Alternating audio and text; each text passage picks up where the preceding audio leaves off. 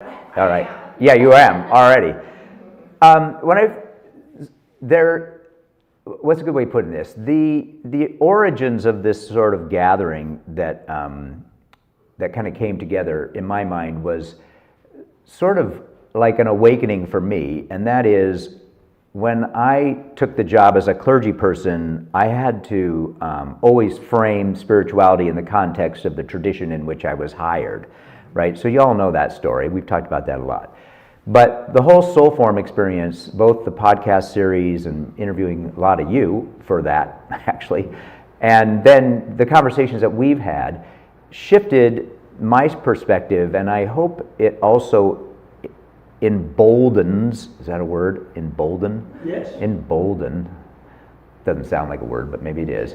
Emboldens you to also have that same expectation that there is a way in which spirit or sacred or God or energy or however you want to frame that moves in like public places, not just private places like institutional identities. And so I was just blown away by the way in which that activity manifested in so many different stories, including your stories, and it continues to manifest, right? So there's something about that that is super powerful for me.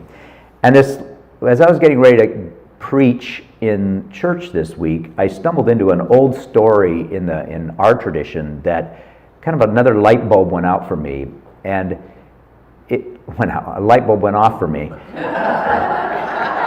That's a Freudian. My light bulb's going out. Did I say my light bulb's going out? I told you it was going to be a rough morning.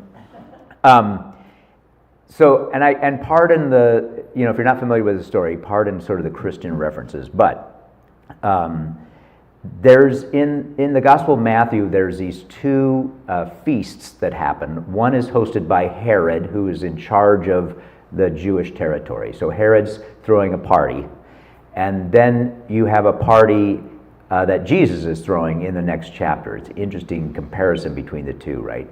In Herod's party, both parties are worried about one thing, and that's, in the Greek, it's called the oxlos. And oxlos is a term for the general public.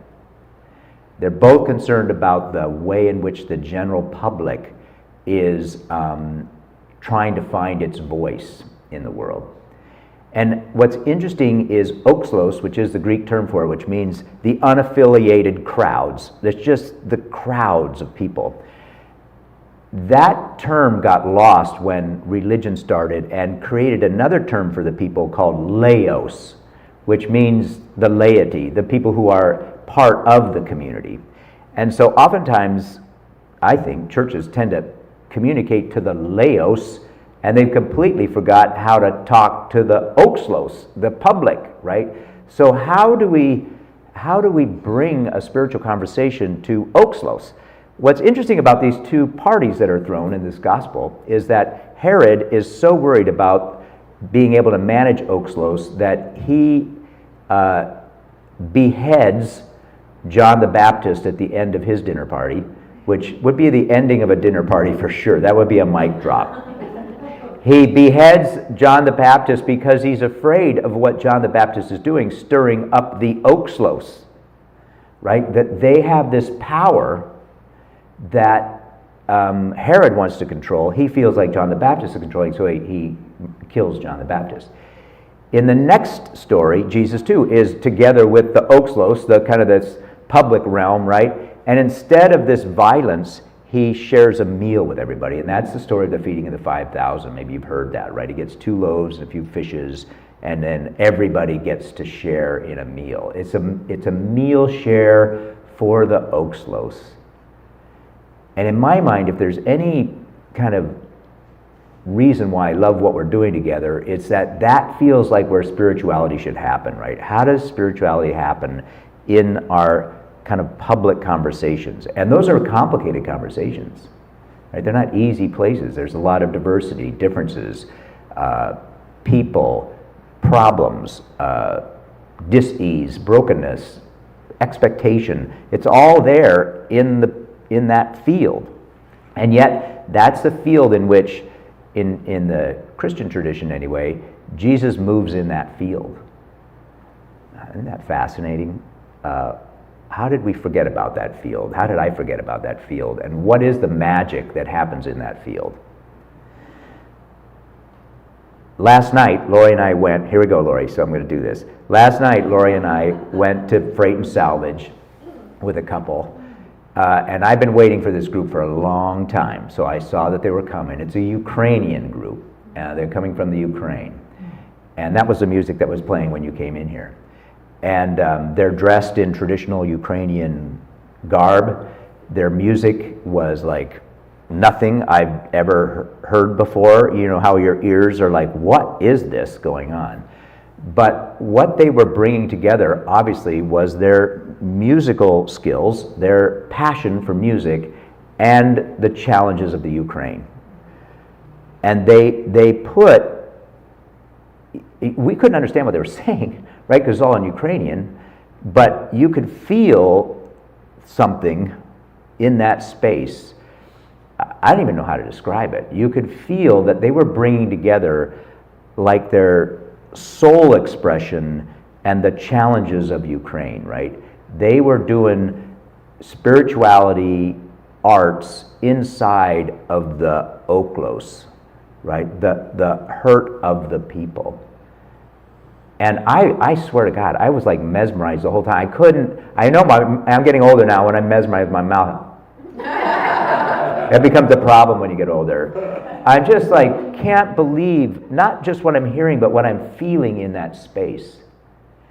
And it made me feel like that's the kind of spirituality I think I'm chasing after. I don't know about you, but a spirituality that is both, you know, birthed someplace deep within, like music can be, but then has this sort of capacity to engage something real, like the real longing of maybe earth community or human community, the real oxlos, and not just the laos, not some subset, but the whole thing.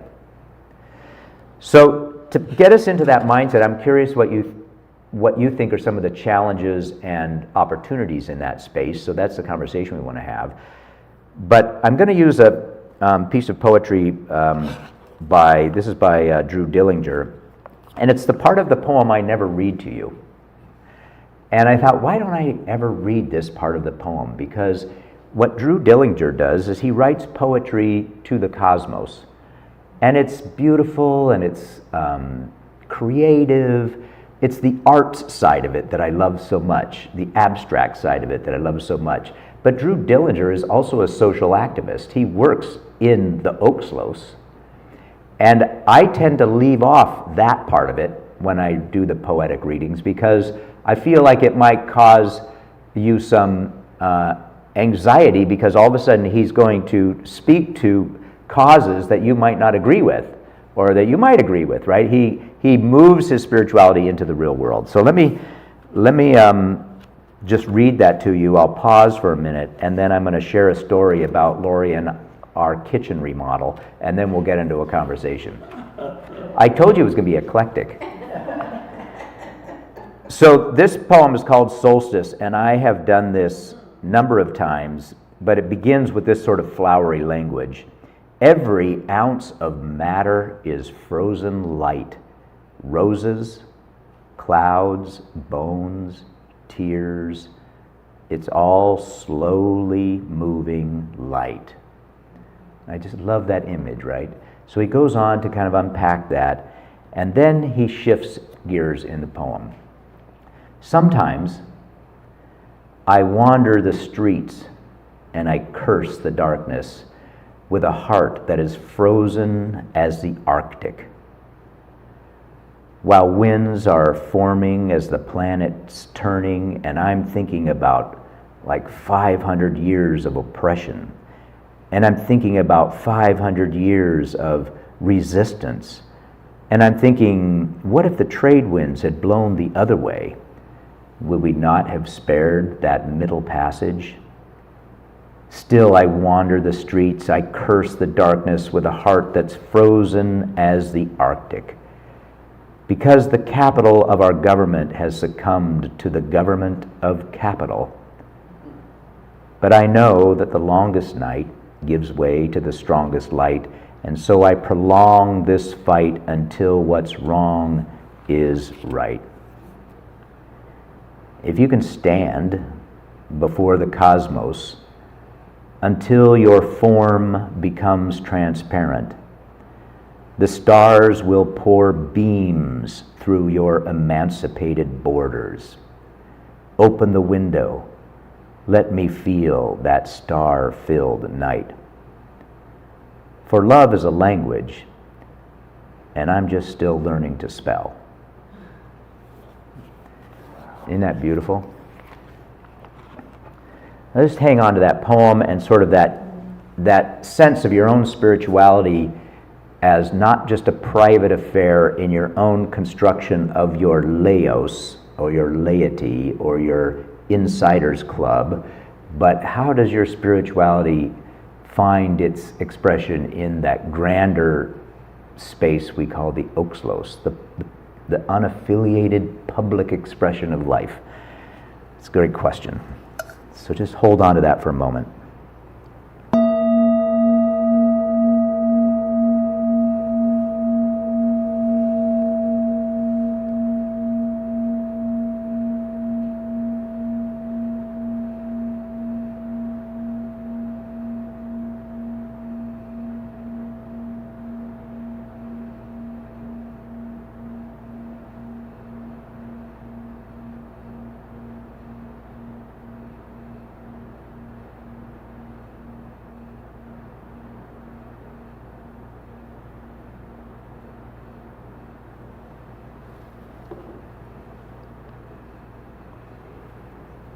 All right.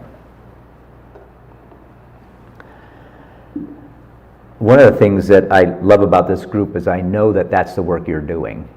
So I know that each of you probably, some of us participate in institutional religious life, but probably for the most part, you're just engaged in that public sphere, right? That's the sphere you're trying to integrate your spirituality into. Be honest with you, that's a little new for me. Because my sphere has been this sort of closed set for so long. So I'm a little awkward at it from time, a lot, be honest with you. So, and I feel like that's where the tension is when there's one thing to foster a kind of a spirituality that meets your personal rhythms, like that, it resonates. And then it's another thing to try to manifest some expression of that. And if we go back to those two meals that I started off with, that was the big worry. Because Herod and Jesus, in a sense, both had a different perspective on what the world should look like. And Herod was worried that Jesus, if manifesting that perspective, would create a world that wasn't one that he could control. And the same with Jesus. Jesus was not happy, the Jesus movement was not happy with the world that Herod had created, right? So there's this tension that forms when the vision you have or the view of the world you have tries to manifest itself in the world. And it conflicts with other people's visions of the world, right? You start bumping into each other. And that to me is where I get nervous. I feel hesitant sometimes. If you stick your neck out, someone's going to, maybe smack you back a little bit, and that's where it gets harder, I think. I love as Carla knows, the flowery inner journey, but that extra expression in world is where it gets complicated.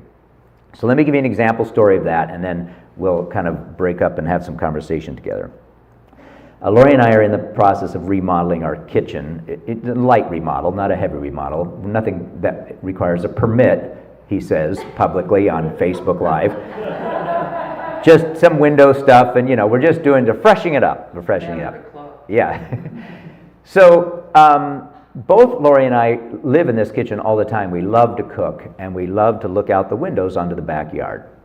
So the first decision is to replace these windows. So we each are looking out the window in our own way. My expectation of the windows is that I want a full view of the backyard and nature, right? I don't want any clutter in that. So I selected a couple of windows that don't match the other windows of the house. They don't have the little, what do you call it, the grill in it. They're just very open and broad. And I was moving down that path, right? I was about ready to pull the trigger on ordering those windows, and Lori says, these windows don't match the house. And so she started to have a different vision of what the windows would look like.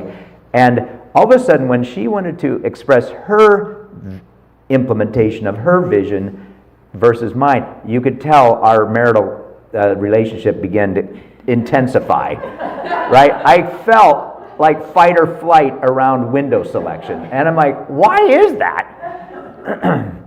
Because we both want to look out onto the world in our own way, right? But we have a different way of framing the window. Literally. And that framing causes tension. And I think, yeah, that's a great metaphor. My guess is, like conversations in here, when they start moving too political, and I heard that maybe that happened in one of your things, when people start saying, well, this is how we should implement, that's when you start feeling in your gut, like, but I'll always have to look through her window, for the rest of my life. And is that what I want? And I start fighting, and I can feel my body language shifting and like crazy, right? But that's the way we're kind of wired. So I think that's the great challenge, is how do you, foster a vibrant, engaging view of the world, but then you do have to, I think, to have a robust spirituality like we witnessed at that concert, it's got to be connected to the real world in some way. And that's where you're going to run into that tension part with each other, with your own sense, like, did I do it right? I think about Karen, who spoke here through Soul Forum Live, right? She was an environmental activist, right, for so much of her life. And then at some point realized that the world had shifted and had to kind of let go of all that and embrace another expression of self in her climate collapse acceptance world, right? So there's even times when we do something, we're like, well, that can't be sustained and I have to change gears, so what's that look like for me? And then you got to go through all that kind of inner conversation and challenge. So I think that was the beauty of last night, was obviously the Ukraine is going through something that's just so horrific that their ability to match music with that concern, just struck a chord, right? It's the right chord. But sometimes that, whatever you're trying to apply, is not as clear as that, right? And then it gets complicated, I think. And that was the idea I had for today, like, how do we do that, right? Or how do you do that? Or what have been your experiences doing that? And then which windows did you get? And what windows do you? Oh, we don't know yet. The quote is still on the kitchen table to be negotiated later. Maybe one will be one way and the other will be another way. Consideration on the windows. Yeah. Is that both of you were considering your view out the window. Yeah. But Lori actually considered the neighbors that Correct. were looking on the inside. Yes, very so good. Missing half the equation from your vision of window. I acknowledge the shame of my limited perspective. I agree. I like looking out, but some people are looking in. And it got the whole... Are they relevant? It is. Well, and I mean, Lori put blue tape now over the hole so we know what it might look. I mean, it's a whole 9 yards. It's a conversation, right, that we're having. But you're going to make me, I'm going to get an upset stomach talking about it, so let's not do that. I love your window stand. Yeah, we will. So you think that gives you enough to chew on this morning? If we shift to that conversation, I'm going to finish by reading the poem one more time, and then we can have a conversation about that. Yeah. Let's see. Let me look over my notes if there's anything else I wanted to say about this. No. All right. Let me read that second half of the poem. It's just this guy really knows what he's doing when he writes his poetry. If you ever want to. Love Letter to the Milky Way. I keep this by my desk all the time. It's just a great reference piece for days. And hopefully we all feel like this. Sometimes I wander the streets and I curse the darkness with a heart that's frozen as the Arctic. while winds are forming and the planet's turning, and I'm thinking about like 500 years of oppression. I'm thinking 500 years of resistance, and I'm thinking if only the trade winds had blown the other way, would we have been able to spare this middle passage?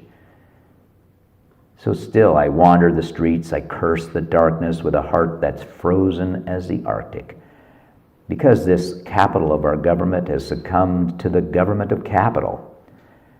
But I know that the longest night gives way to the strongest light, so I prolong in this fight until what's wrong is right. If you can stand before the cosmos until your form becomes transparent, the stars will pour beams through your emancipated borders. So open the window and let me feel that star-filled night. For love is a language, and I'm still learning how to spell.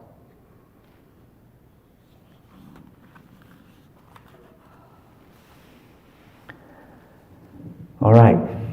Well, thanks if you're joining us live this morning. Thank you. Feel free to chime in with some of your insights on the subject. We'll circle up as a little group today and have a conversation about it for the next 20 minutes, see where that might lead us. And we'll see you again next week for Soul Forum. Thanks. Thank you, Dan. All right.